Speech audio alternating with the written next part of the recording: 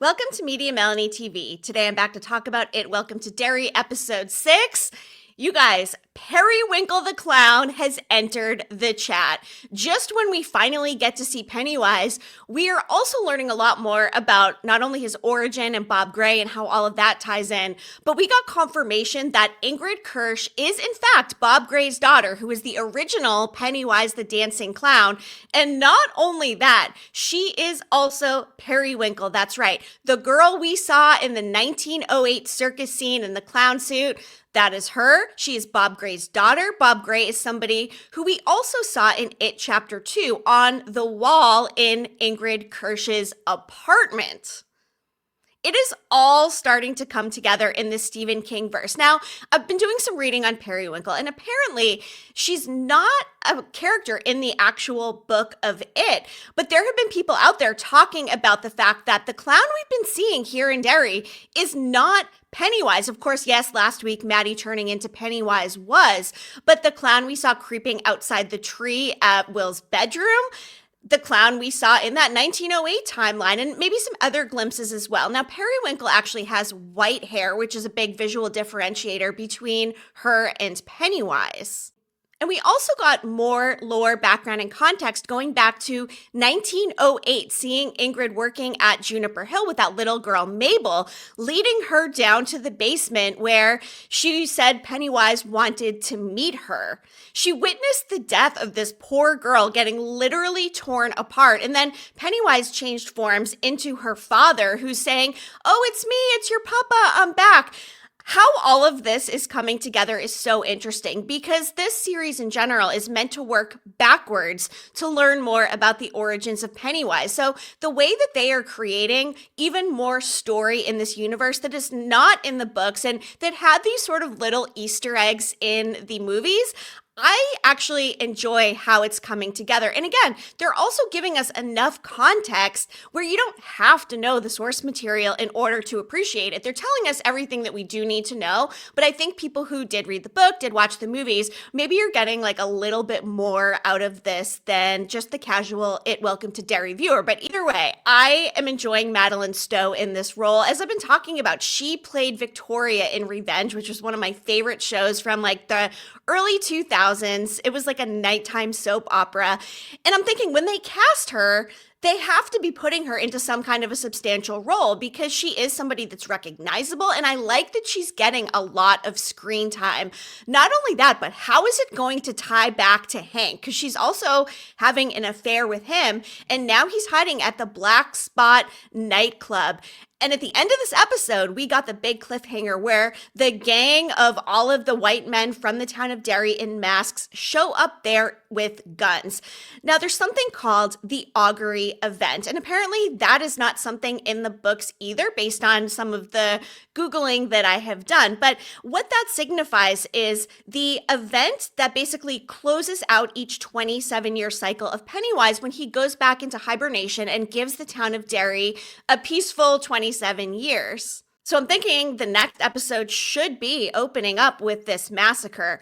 I don't think it's going to go well. And one of the scariest parts is that there are kids inside. And I'm thinking to myself this whole time, like, how are they even allowing these kids to stay in here? They fed them the Coke and they're like, oh, it's Air Force Coke. Obviously, it's probably flat or has a different taste. And I was wondering too, oh my gosh, did they like put liquor in the kids' drink? I don't think so. I think when he said Air Force Coke, it's meant to be that maybe it's like not up to the same standards as a regular Coca-Cola, but those kids being inside of there is actually really scary to me. I'm assuming they're still inside at this point. I mean, we know they were there in the daylight, but we didn't actually see them leaving. So are there going to be kid casualties in this massacre? I sure hope not, especially Marge, who has really endeared herself to me even more, going up against the patty cakes and taking her eye thing off and showing them her wound. I love that she is finally pushing back against these girl bullies. But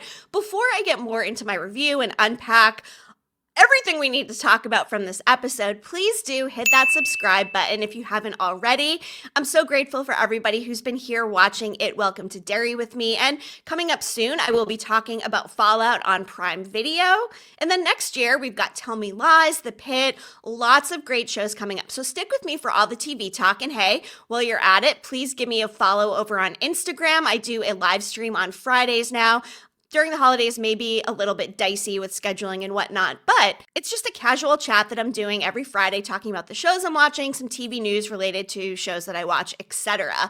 And also, I'm going to put some links down below for you. If you do want to shop with me for the holiday season, I've got some fun original merch in my Spreadshirt shop. You can also shop right here on YouTube or my Amazon wish list. But for now, let us dive back deep into the sewers of Derry. So let's start by talking about the kids for a little bit.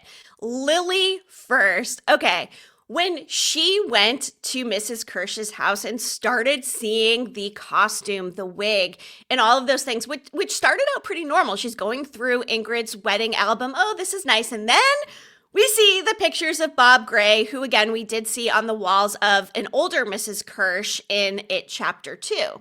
Lily actually sliced her hand with the artifact, and she's obviously carrying it everywhere with her, and I'm wondering if that is sort of giving her this dark aura or presence or, I don't know, something like that, because Lily is going through it, right?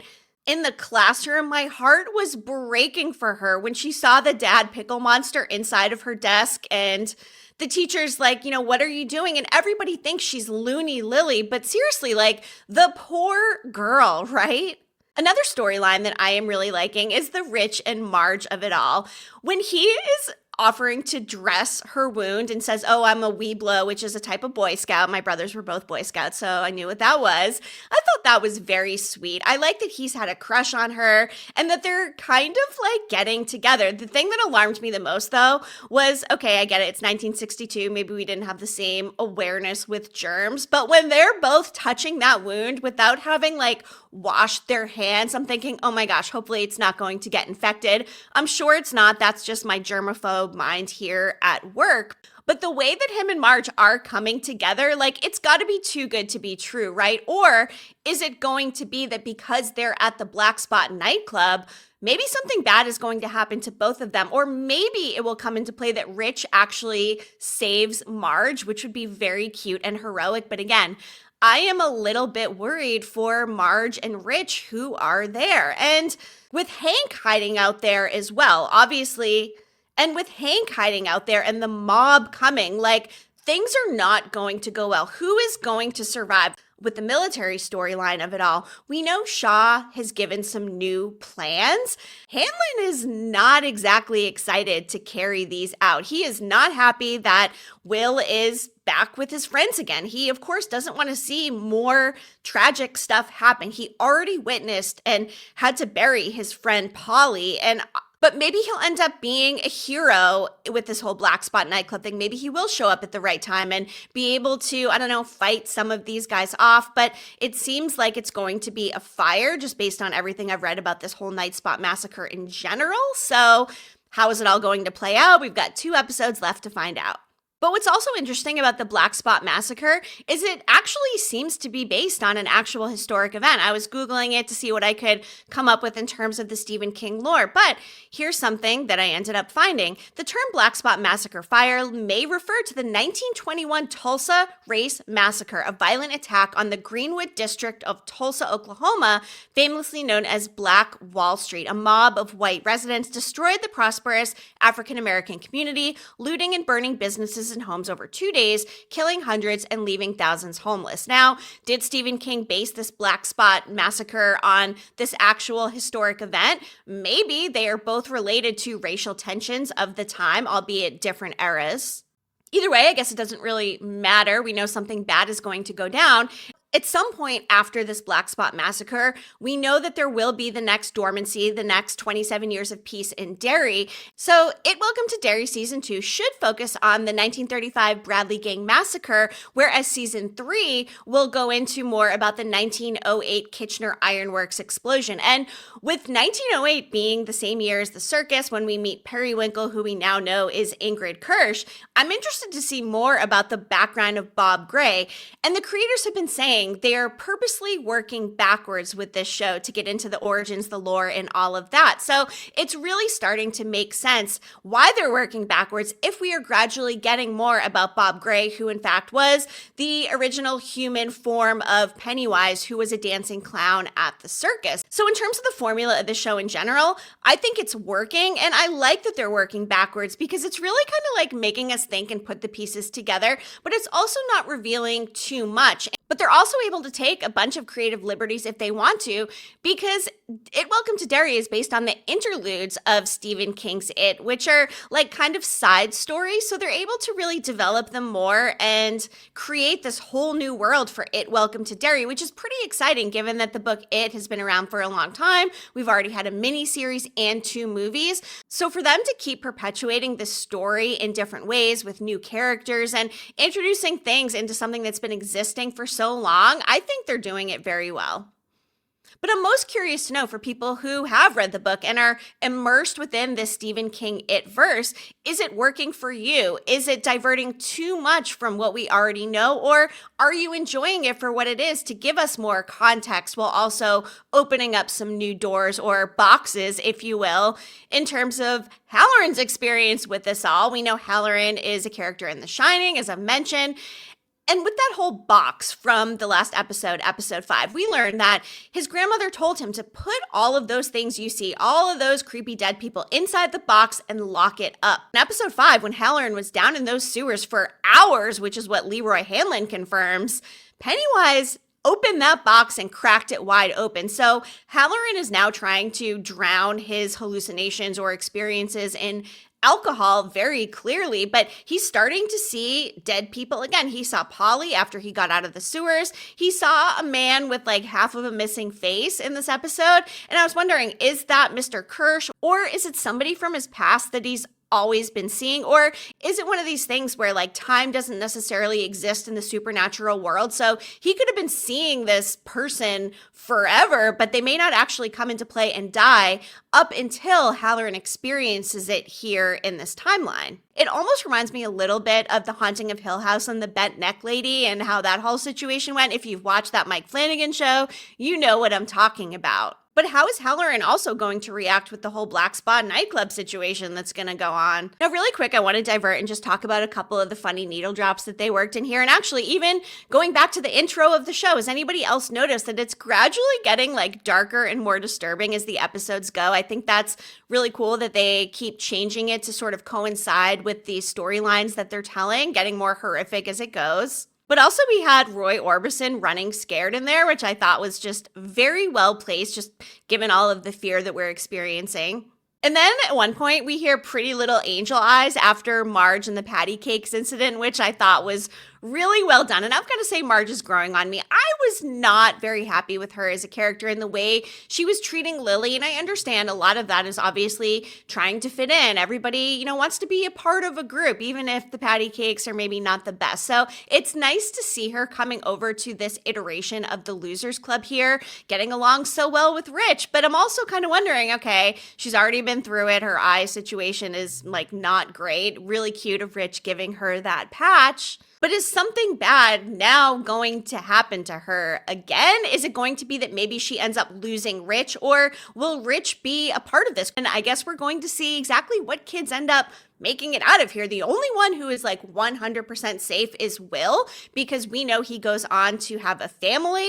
As far as the other kids go, I mean, I don't know. Ingrid definitely doesn't seem to want to disturb Lily because she's basically like the portal to reaching her dad again.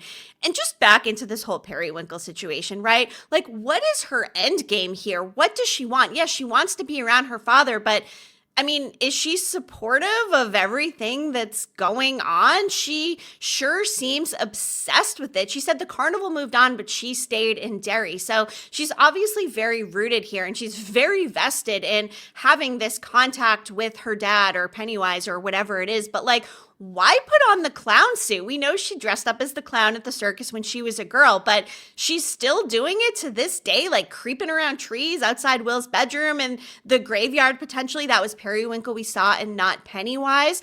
Are we going to see Periwinkle and Pennywise together on screen at any point here? It's all to be determined, of course, but we also know that Ingrid is most definitely going to make it out of this season alive because she ends up being the It Chapter 2 Mrs. Kersh. Now, her husband, on the other hand, I don't know. I feel like it looked a lot like her husband, that dead guy that Howerin saw, so maybe she ends up taking him out, or maybe Pennywise does. I don't know. But either way, Mrs. Kersh is now very much deeply embedded in this whole Welcome to Derry situation.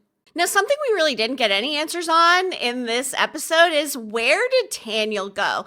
And I think we can assume that whatever he withheld from the military, maybe it does have to do with the Augury event. Maybe that is the part that he wasn't telling them because he didn't want to be somehow, I don't know, suspected or looked at to be a part of that if he ends up saying it before it actually comes to fruition. But where did Daniel go? Is he going to exit the sewers? Like, where is he? Is he guarding the pillars? I've got a lot of questions about Daniel. So hopefully in episode 7, we end up learning a little bit more about like what his next steps are. And now that he doesn't have that artifact and Lily does, is he going to be trying to find one of the kids in order to get the artifact back so they have some mechanism of defense against Pennywise? And what are Shaw's next set of plans? Now that the artifact is not in hand anymore, is he still going to send these soldiers in to potentially meet their death just like Polly did? And like Charlotte said to Leroy, hey, you're putting us in a cage like with a literal monster. So is Charlotte actually going to leave town with Will? Or are they going to end up sticking around and, I don't know, maybe Charlotte gets caught up in this whole incident? I think Taylor Page has done an exceptional job playing this character. I think Charlotte is actually one of my favorite characters this entire season so far. So I hope she's okay. I hope she's protected.